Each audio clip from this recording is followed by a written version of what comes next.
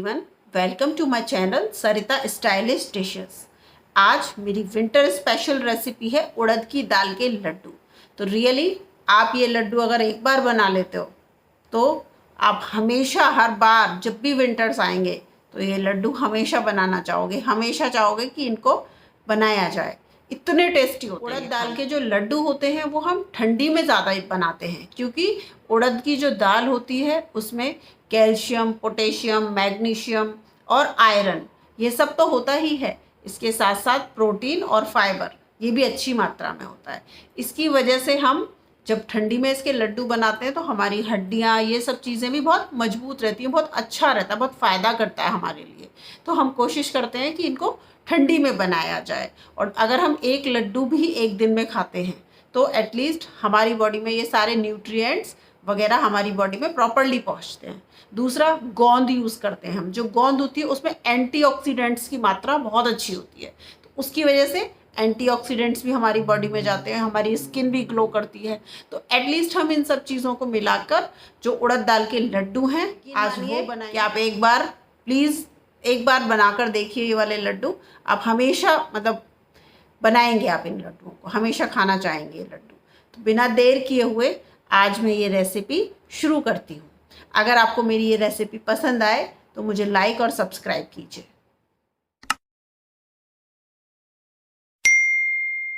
मैंने यहाँ पर लिया है 1 किलो उड़द का दाल अनपॉलिश्ड।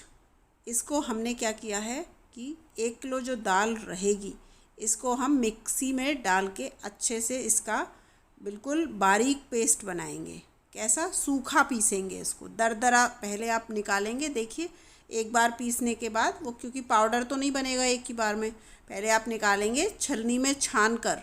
जो आपका जो दरदरा भाग होगा वो ऊपर रह जाएगा और जो अच्छा ठीक से आपका पिस गया होगा वो नीचे निकल जाएगा। तो देखिए इसका नीचे का जो पाउडर है वो परफेक्ट बना है। अभी ये जो ऊपर है इसको हम वापस एक बार मिक्सी में डालेंगे और वापस चलाएंगे और इसको एक साथ ही डालेंगे। मतलब ऐसा नहीं कि आप बार बार थोड़ा थोड़ा डालो। जब आप सारा एक साथ ही कलेक्ट कर लो, एक साथ इकट्ठा कर लो, जब सारा बन जाए 1 किलो का, फिर आप इसको एक साथ जो दरदरा है उसको एक बार में ही पीसो।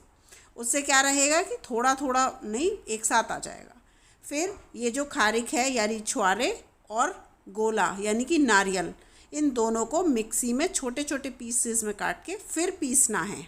तो देखिए ऐसा फाइन पेस्ट तैयार होगा। तो ये पाउडर जो तैयार है ये मेरा किसका है? गोला यानी कि नारियल, और जो दूसरे हैं छुआरे, उसका ये मैंने पेस्ट बनाया, ये पाउडर बनाया है, सूखा पाउडर, क्योंकि ये दोनों एक साथ ही पिसते हैं। अब ऐसे चीनी जो शुगर है वो मैंने लिया है आधा किलो शुगर। आधा किलो शुगर को आपने पीस लेना है। अब आधा केजी मैंने लिया है इसमें शुद्ध देसी घी।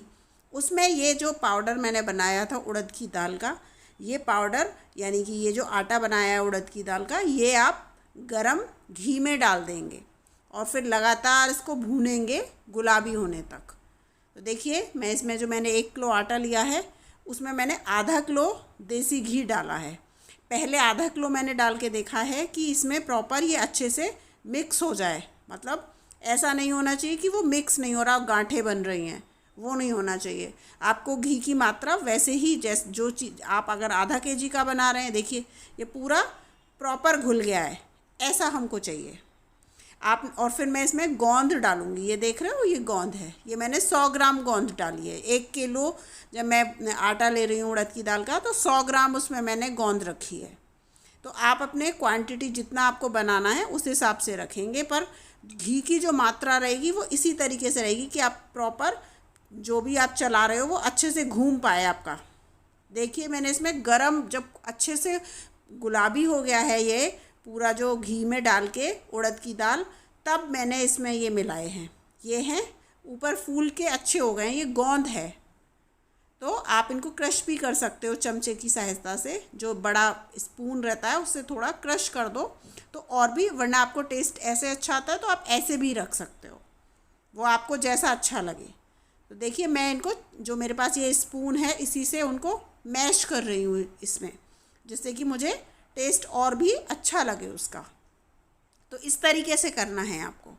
इससे क्या रहेगा कि जब हम प्रॉपर इसमें भून लेंगे तो वो कच्चा नहीं रहेगा, क्योंकि जो घी था हमारा वो काफ़ी गर्म, और जो आटा था, हमने जो उड़द दाल का आटा बनाया था वो भी बहुत गर्म था, उसकी वजह से ये अपने आप ही इसमें पक गया गोंद अच्छे से।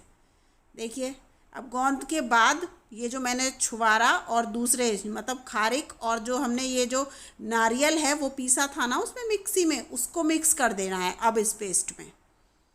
तो वापस से पेस्ट करके हल्की गैस की जो फ्लेम रखनी है वो मीडियम रखनी है, जिससे जले नहीं आपका ये मसाला। उसके बाद आप इसमें जो आपने शुगर यानी जो आधा केजी चीनी पीसी थी वो इसमें डाल देना है।